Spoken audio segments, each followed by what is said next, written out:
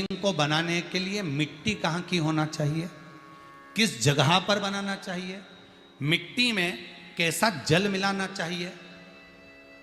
जब शिवलिंग का निर्माण करें, शंकर के शिवलिंग को जब बनाएं तो सबसे पहले कैसे बनाएं, उस तक का विधान शिव महापुराण में और लिंग पुराण में कहा गया।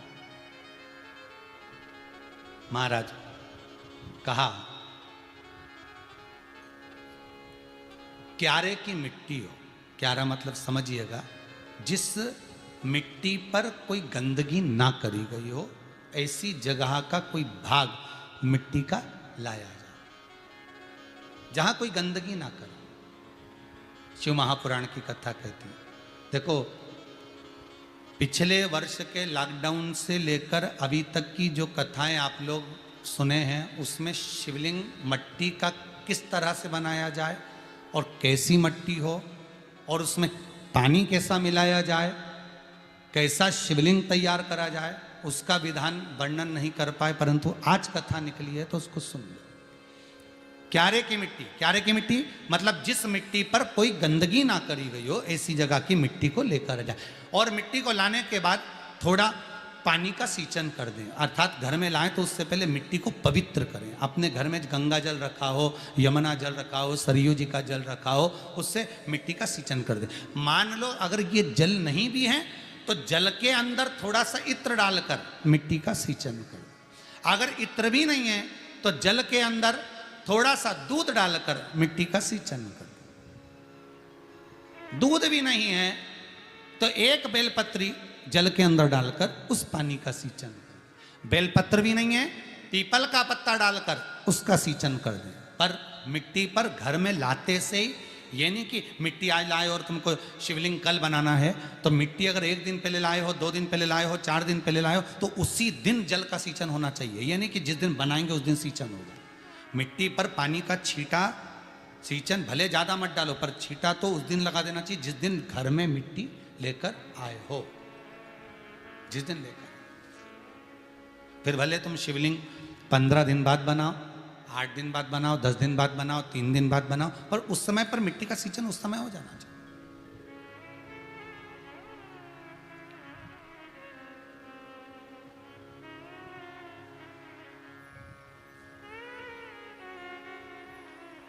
फिर कहा जिस दिन शिवलिंग का निर्माण करो उस दिन प्रातः में अगर आप शिवलिंग बना रहे हैं तो ब्रह्म मुहूर्त में मिट्टी को गला दो।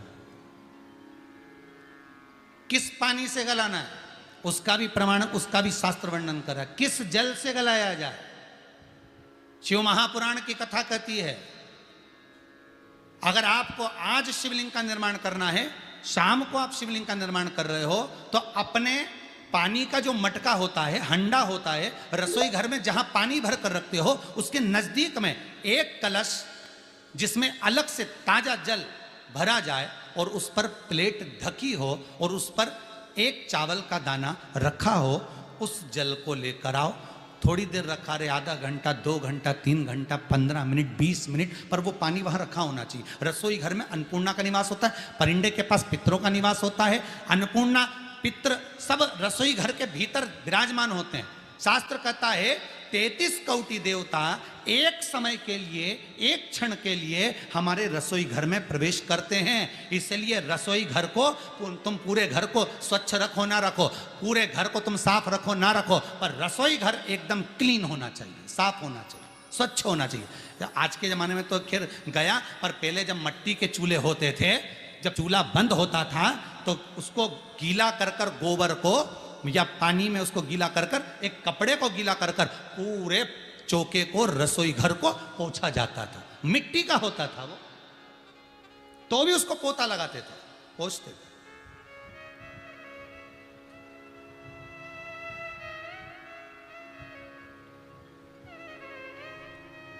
तो पहला क्रम है पार्थिव शिवलिंग का निर्माण। सावन के महीने में अगर आप शिवलिंग बनाते हैं, सोमवार को शिवलिंग बनाते हैं, तो नियम ध्यान रखिएगा महाराज, लिंग पुराण से है ये, इसका नियम ध्यान रखिए। क्या करना है, मिट्टी को लाना है, जल का छींटा देना, छींटा जरूर देना, घर में लेकर आए और जल का छींटा होना जरूरी है।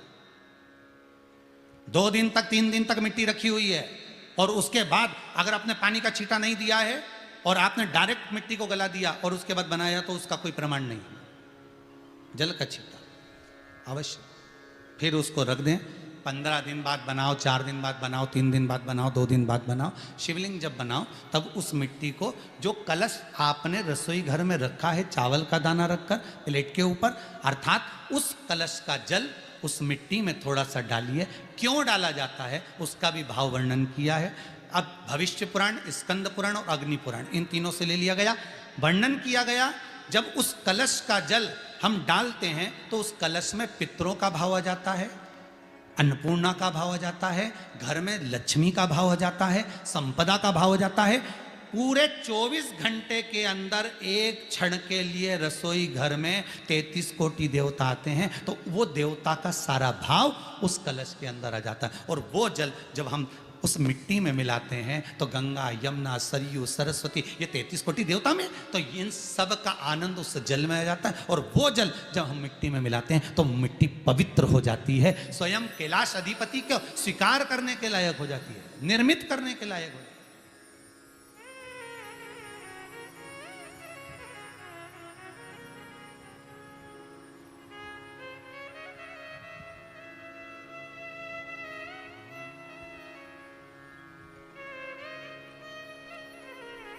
शिवलिंग का निर्माण।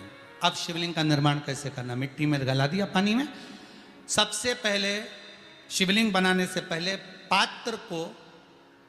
पात्र जो होता है उसके नीचे एक बेलपत्र रखी जाती है। क्या रखना है? एक बेलपत्र। शंकर को झेलने के लिए कोई साधारण नहीं है पात्र जिस पे झेला जाए। स्वयं गंगा शिव की जटा में और आप शंकर के शिवलिंग का निर्माण कर रहे हो, कोई साधारण नहीं हो सकता। स्वयं आप विदेश्वर संहिता के अंतर्गत पढ़े कि ब्रह्मा और विष्णु, ब्रह्मा ऊपर जा रहे हैं, भगवान विष्णु नीचे जा रहे हैं, तो पता नहीं कर पा रहे कि यहां चरण कहां पर और शीश कहां पर है, उसको जान ही नहीं पा रहे।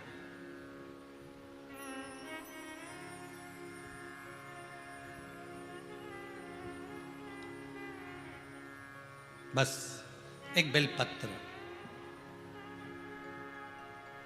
साधारण भाव में बेलपत्र भी सीधा भाग, और इस बेलपत्र की जो डंडी है वो उत्तर दिशा में रखना है थाली के अंतर्गत। जब आप शिवलिंग का निर्माण करो उत्तर, इसके ऊपर जो गलाई हुई मिट्टी है वो डाल दीजिए, और डालने के बाद सबसे पहले शिवलिंग का स्वरूप बनाना है। सबसे पहले नीचे की जलाधारी नहीं बनाना।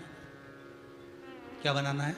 शिवलिंग का स्वरूप बनाना। बनाने के बाद उसी शिवलिंग के पास में और मिट्टी डाल लीजिए, फिर जलाधारी का निर्माण करिए। फिर जलाधारी,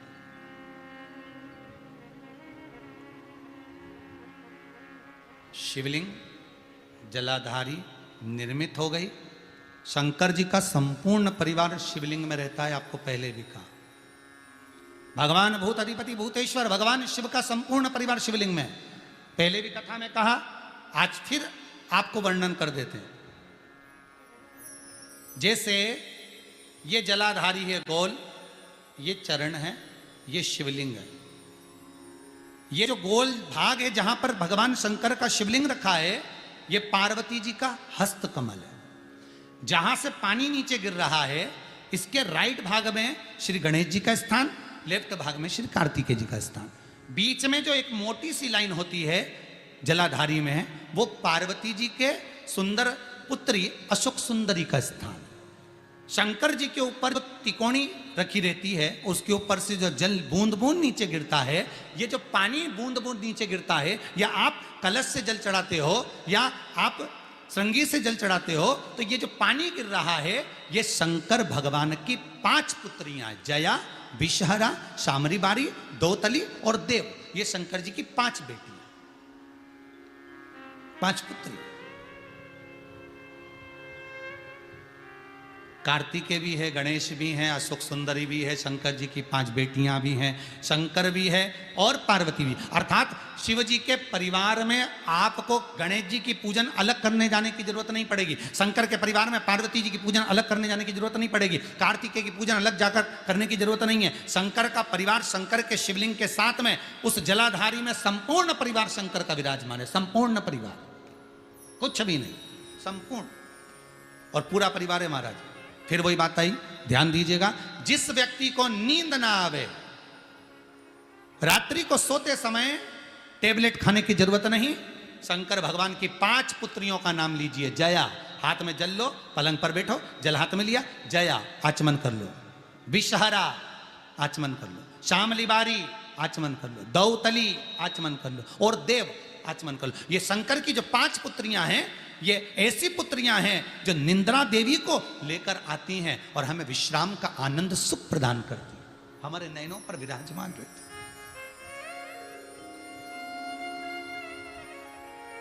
हाँ, यदि विवाह नहीं हो रहा, शादी नहीं हो रही है, बहुत समय से लगन देख रहे हो, शादी नहीं हो रही, बहुत समय से परेशान हो गए कि विवाह ही नहीं हो रहा, हम तो टेंशन में पड़ गए, लड़की 28 साल 30 साल का लड़का हो गया, विवाह नहीं हो रहा, कुछ मत करो। अष्टमी तिथि आए तो अशोक सुंदरी वाली जो जगह है वहां पर हल्दी की 7 बिंदियां लगा दो, लड़का लड़की का हाथ उस बिंदी पर रखवा दो, उसका नाम गोत्र बोलो, उसी हल्दी में उसके हाथ पीले करवा दो और पीपल के पेड़ पर उस हाथ के 5 छापे पड़वा दो, 3 महीने में विवाह पक्का हो जाता है महाराज। उसका इतना, अशोक सुंदरी के उस हल्दी का इतना प्रमाण,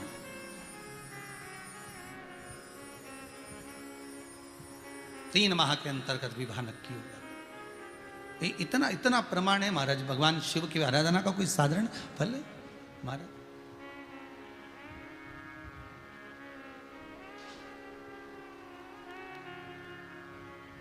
निर्मित करा शिवलिंग। एक बार सब जितने भी टीवी पर बैठे हैं, सम्मुख में कथा सुन रहे हैं,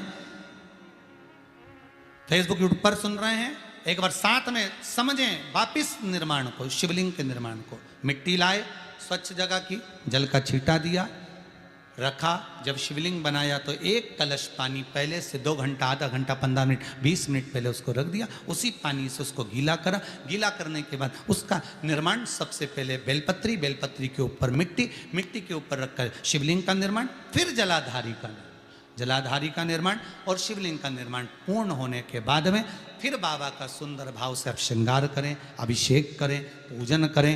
और एक बात याद रखना, पार्थिव शिवलिंग का अगर निर्माण करा है तो आपको वो पार्थिव शिवलिंग को रात्रि होने से पहले विसर्जन होना जरूरी है। हाँ, अगर कोई शिवरात्रि का दिन है तो फिर आप पूरी रात रख सकते हो, हरतालिका तीज का दिन है पूरी रात रख सकते हो, बड़ी तीज है, छोटी तीज है, आप शिवलिंग बनाए हो तो आप पूरी रात रख सकते हो, विशेष कोई उत्सव है, श्रावण का महीना है, पूरी रात रख सकते हो। पर बाकी के समय अगर आप शिवलिंग का निर्माण करें तो उसको सूर्यास्त होने के पहले आप उसको नदी में, जल में, जलाशय में विसर्जन करें।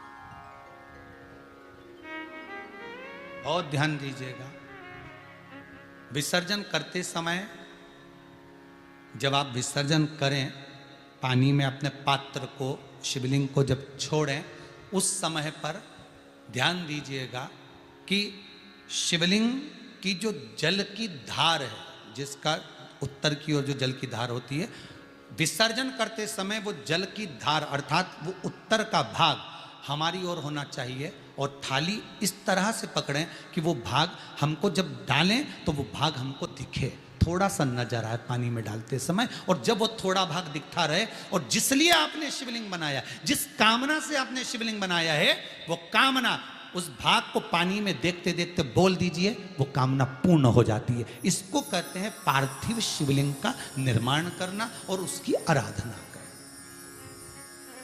उसकी आराधना कई लोग करते हैं, बना भी लेते हैं, पूजन भी करते हैं, और कई बार कहते हैं हमारा काम नहीं, तो उसमें भगवान का दोष नहीं है, दोष अपना देखो। आप आए न